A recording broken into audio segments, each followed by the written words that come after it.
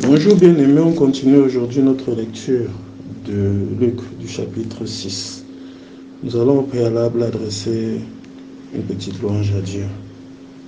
Grâce soit rendue à Dieu par Jésus-Christ. Amen. Béni soit le Père, le Fils et le Saint-Esprit. Amen. Tout joyeux, bénissons le Seigneur. Chantons et célébrons ses louanges.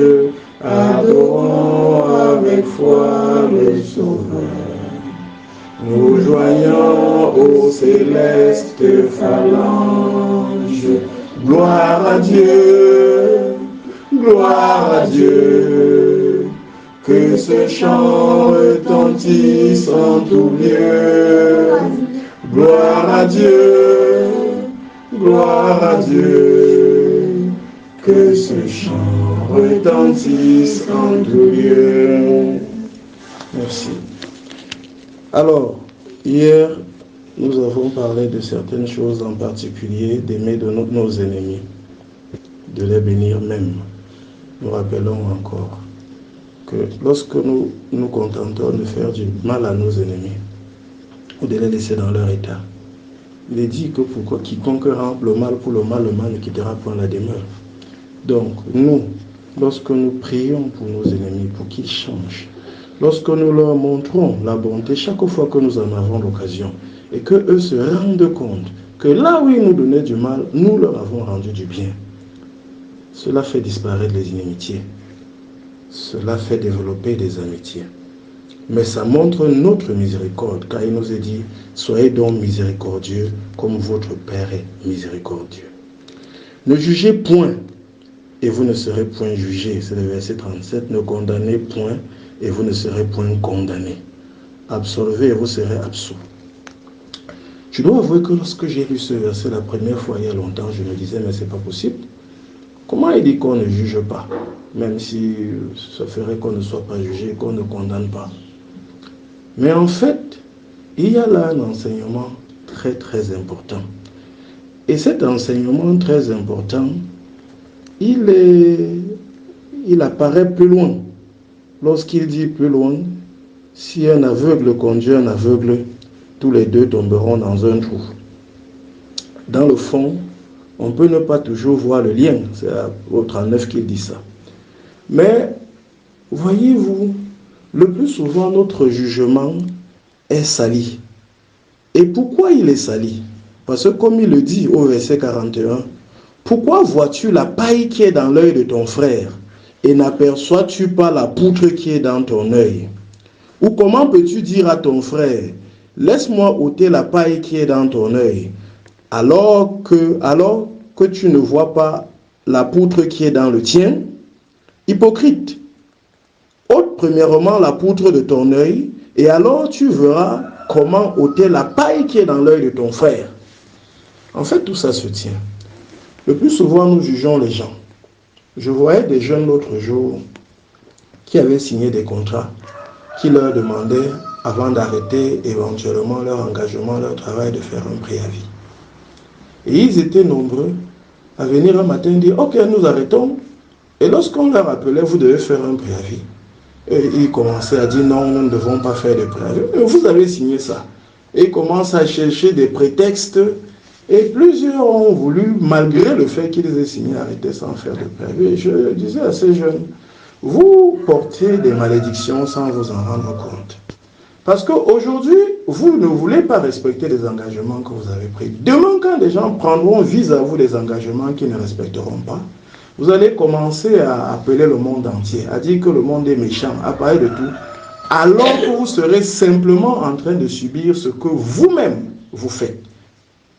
Et c'est ainsi. Beaucoup de gens aujourd'hui jugent. On accuse les autres de faire ceci, de faire cela. Mais s'ils prennent eux-mêmes le recul, très souvent ils vont se rendre compte que dans ce jugement, c'est eux-mêmes qui sont jugés. Il y a certains de ces jeunes qui me disaient, non, vraiment, on n'est pas satisfait parce qu'il y a des choses qu'on attendait, qu'on n'a pas, on a été déçus. Et j'ai demandé à ces jeunes, dites-moi, est-ce que vous pensez que vous avez fait ce que vous deviez faire? Ou est-ce que vous pensez simplement que vous allez dire que vous êtes déçus? Je vais vous poser une question simple. Essayez de regarder chaque chose que vous pensez qui n'a pas été faite pour vous. Vérifiez si vous-même vous avez fait votre part qui était le préalable. Si vous trouvez une seule chose pour laquelle vous avez fait votre part, dites-la moi, je comprendrai mieux votre plainte. Et les premiers examens qu'ils ont commencé à faire, ils se rendaient bien compte que leur problème venait de leur propre transgression, de ce qu'eux-mêmes n'avaient pas fait leur part. Mais ils étaient là pour accuser les autres. Il y avait un préalable qu'ils n'ont pas fait, ils étaient dans les conclusions. Nos jugements très souvent sont ainsi. On est prompt à accuser l'autre, sans se poser la question, est-ce que nous-mêmes, nous avons fait notre part? On est prompt à accuser l'autre, sans l'avoir écouté. Le sans l'avoir écouté est extrêmement important. Quelqu'un peut vous avoir donné un rendez-vous. Vous l'avez attendu, il n'est pas venu. Il ne vous a même pas appelé. Vous êtes fâché parce qu'il vous a séché. Vous aviez apprêté des choses pour le recevoir. Vous avez disposé de votre temps. Il n'a même pas été foutu de vous appeler pour décommander le rendez-vous. Beaucoup de gens dans cette situation se font du mauvais sang, sont fâchés. Ils ne vont même pas appeler l'autre, ils seront énervés. Mais quelquefois, il peut se trouver que celui-là, en venant vous voir, a fait un accident. Il a été hospitalisé. Celui-là, en venant vous voir, était victime de vol, comme un cas que j'avais vu. Quelqu'un en venant à vous, les bandits ont chippé son téléphone. Et comme c'est même son téléphone qu'on a volé, il n'était même plus en mesure d'appeler. Non seulement il n'avait pas de téléphone, mais les numéros étaient même dans le téléphone. Donc même en demandant de téléphone, il ne pouvait pas appeler. Mais celui-là qui se met seulement dans la colère, c'est ce genre de jugement que nous avons l'habitude de faire. Des jugements dans lesquels on n'est pas éclairé. Et quand Jésus dit si un aveugle conduit un aveugle, oui. Parce que très souvent, voilà quelqu'un qui va aller dans un domaine dans lequel il n'a aucune compétence. Il y a plein de gens qui vous disent, ici je sais, voici ce que le chef d'État aurait dû faire. Ici je sais, voici ce que tel ministre aurait dû faire. Ici je sais, voici ce que le directeur général aurait dû faire. Et moi, des fois, on vient me demander ce genre d'avis et je réponds, moi je suis un mathématicien. Je ne sais pas donner la solution à une équation dont je n'ai pas l'énoncé. Vous êtes en train de me demander quelle est la solution à une équation dont je n'ai pas l'énoncé. Je ne peux pas vous la donner. Il faudrait que j'ai l'équation. Est-ce que je sais quelles sont toutes les contraintes que celui-là essaie de gérer? Est-ce que je sais quels sont tous les problèmes auxquels il essaie de faire face? Toi qui parles là, tu en sais quoi? J'ai un ami qui aimait dire, la poule n'a rien à dire dans une conférence sur les dents. Nous sommes de trop nombreuses poules qui savons tout ce qu'il faut faire dans une conférence sur les dents. Une femme non mariée va conseiller une femme mariée sur le mariage, qu'elle-même n'a jamais vécu, mais elle va lui dire comment on fait le mariage. Quelqu'un qui n'a jamais géré une entreprise va conseiller sur comment on gère l'entreprise. Il n'a jamais fait, il ne sait pas comment il fait. C'est ainsi que sont trop souvent nos jugements. Nous savons ce que l'autre aurait dû faire, sans même savoir quel problème il réglait. Nous savons que ce que l'autre a fait n'est pas bien, sans même savoir à quoi il faisait face. C'est pour ça que la Bible dit, est-ce qu'on juge quelqu'un sans l'avoir écouté? Et c'est pour ça que nous disons, quand quelqu'un t'a giflé, non, de manière plus générale, quand quelqu'un t'a fait ce que tu juges mal, commence par l'écouter. Ce n'est pas pour rien que des entreprises, on avait instauré ce qu'on appelle la demande d'explication, comme étant le préalable à toute sanction. Même dans notre vie, apprenons à le faire. La demande d'explication. Malheureusement, des fois, on n'a pas tous les repères, on n'a pas les moyens de donner, mais qu'on se rende compte que nous ne pouvons pas voir la paille dans l'œil de l'autre avec la poutre dans notre œil. Cette poutre-là s'appelle souvent incompétence. Cette poutre-là s'appelle souvent ignorance complète même du contexte. Cette poutre s'appelle souvent que nous-mêmes n'avons pas fait notre part. Nous sommes seulement là pour accuser l'autre. Oh, il n'a pas fait ci. Oh, il ne fait pas ça. Mais si nous nous assoyons pour nous demander, est-ce que nous-mêmes nous faisons ça? J'ai souvent vu des gens qui dans le passé m'ont accusé de certaines choses. Mais quand je regardais, je souriais un peu parce que je me rendais compte que chacune des choses qu'ils m'accusaient de ne pas faire pour eux, eux-mêmes ne l'avaient jamais fait pour moi. Mais ils étaient seulement dans l'accusation. Donc, ayez soin de ne pas être actif dans les jugements, de ne pas juger sur l'apparence. Comme dit la Bible, on ne juge pas sur l'apparence. De ne pas regarder un acte et sans avoir écouté la personne, vous êtes déjà en train de juger, de vous mettre dans votre truc. Parce que Jésus-Christ dit ailleurs, on vous jugera du jugement dont vous jugez.